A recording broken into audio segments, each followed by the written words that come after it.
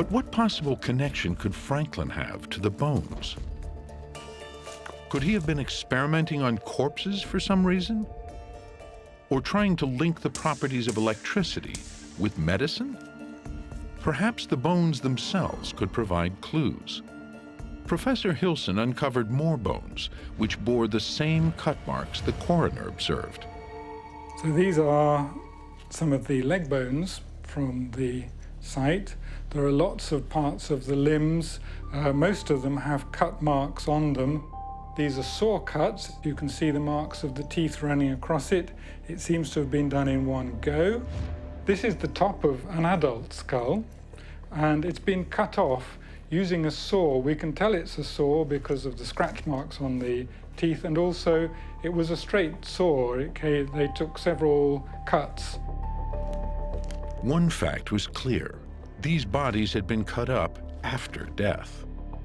All these must be post-mortem because they haven't healed. If a bone is cut or broken and then heals, then new bone grows over.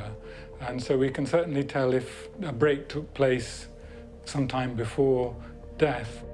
There was an even more unsettling discovery among the bones, the remains of a newborn baby. This is from the back of the head, and in a little baby it's made up of 4 different pieces. The tiny bones he uncovered made up an almost complete skeleton of an infant. We really don't know who the child was, why it ended up in there.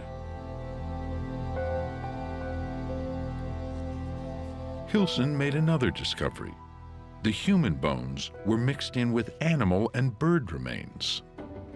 This was something different. This was a jumbled collection, what we call commingled assemblage, and it was clearly different to a regular cemetery. The mixture of animal bones included some exotic creatures, like those of a green sea turtle.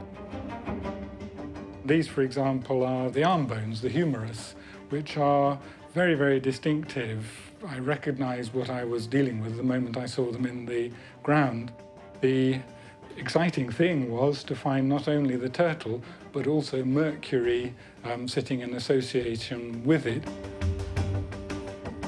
It's quite strange in excavation to find something that moves when you're trying to dig it up, and I actually had to chase it through the ground with a plastic spoon. It's very strange to see free-flowing, running mercury in the ground during an excavation. I've never seen it before or since.